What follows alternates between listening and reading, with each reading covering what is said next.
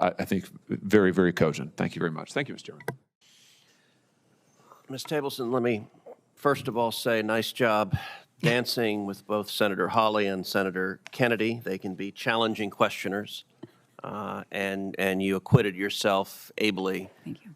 For both of them. Thank you. By the way, Kennedy did show some mercy not quizzing you on obscure Latin maxims, so I'm disappointed, frankly, because that's one of the things I enjoy most about these hearings. Res ipsa.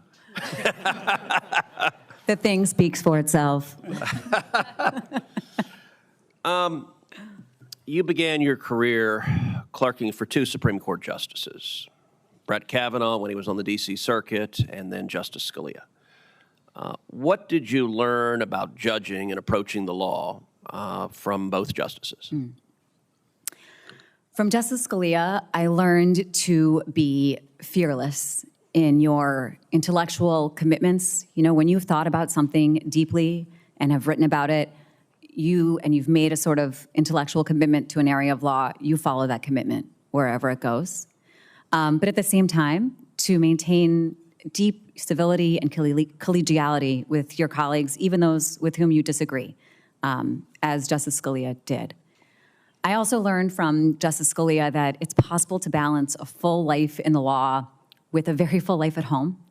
He had that huge family and really great friends, and he really lived life fully, and I hope to emulate that. From Justice Kavanaugh, I learned that you can never be too careful. It's always worth the time to go back and read one more case, to reread your opinion one more time, to make sure that you've picked every single one of your law clerks' brains, because the work is profoundly important, and we serve the public by writing opinions that have to last and that have to work in different factual scenarios. And from both justices, I learned, they are both so learned in the law, but managed to maintain a persistent sort of intellectual curiosity about the law. If there was a new law review article, they would read it. And they were always sort of interested in intellectual debates about corners of the law that they hadn't yet explored. And I think that curiosity and open-mindedness really serves a federal judge well, because it keeps you, open and also excited about your work. So you have a very impressive legal career.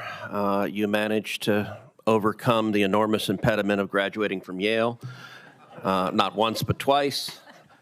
I will say, though, your nomination has attracted quite a bit of interest. I have had people reach out to me on this nomination more than any other judicial nomination in the second Trump term, both from critics and from multiple conservatives who I respect deeply and who know you well and have vouched for you energetically. As Senator Durbin noted, 55 conservative groups signed a letter opposing your nomination. And they raised concerns that I think boiled down to a concern that you're secretly a closet liberal and that you'd be an activist on the bench. I want to give you an opportunity to respond to those concerns however you would like. Absolutely. Thank you, Senator. Let me say, I guess, 2 things. First, I was raised by a very conservative law professor sitting right there. And, it has stuck. We were actually, I went to a Jewish day school, and I think it felt like we were the only conservatives at our Jewish day school in the 1990s. Especially back then, if you were Jewish and conservative, you had to really mean it. And we did. And my parents raised us to be proud of those beliefs and to be proud of those differences. I think my service in the United States government has been fully consistent with those values. I have obviously been a prosecutor fighting violent crime. I have prosecuted human traffickers, meth traffickers, international opioid dealers, corrupt city employees, armed robbers, carjackers. I think that work is consistent with my values. We also, turned our lives upside down to move to DC with 2 3-year-olds and an infant, so I could serve in the Solicitor General's office in 2019. And in that job, I did work that I'm very proud of, and it was consistent with my conservative values. The second thing, I guess I'll address, Senator, is I know that a lot of the concerns are about my husband, and it is true that my husband and I don't agree about everything in politics or the law, but my husband and I do agree about what it turns out are more important things in day-to-day life. We agree about devotion to our children, our religious faith, love of this country, devotion to public service, deep relationships in our local community, and that is the stuff of day-to-day life. And I was raised in the best tradition of Charlie Kirk, to relish debate, prove me wrong.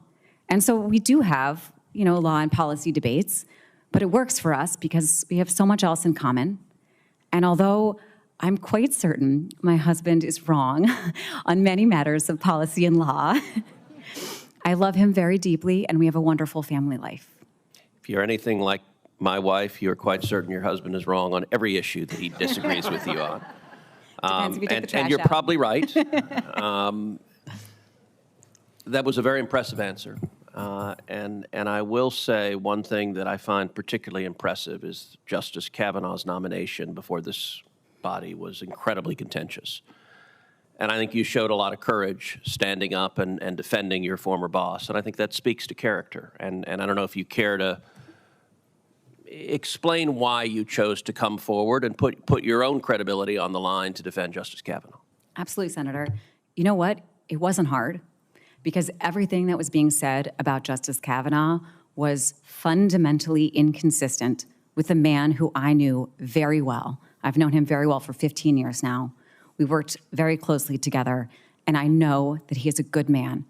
And those allegations were so fantastical to me that it was not hard to raise my hand and tell the truth about the man that I knew, and I would do that again 100 times out of 100. Thank you. Senator Schmidt. Thank you, Mr. Chairman. Thank you for being here. Congratulations.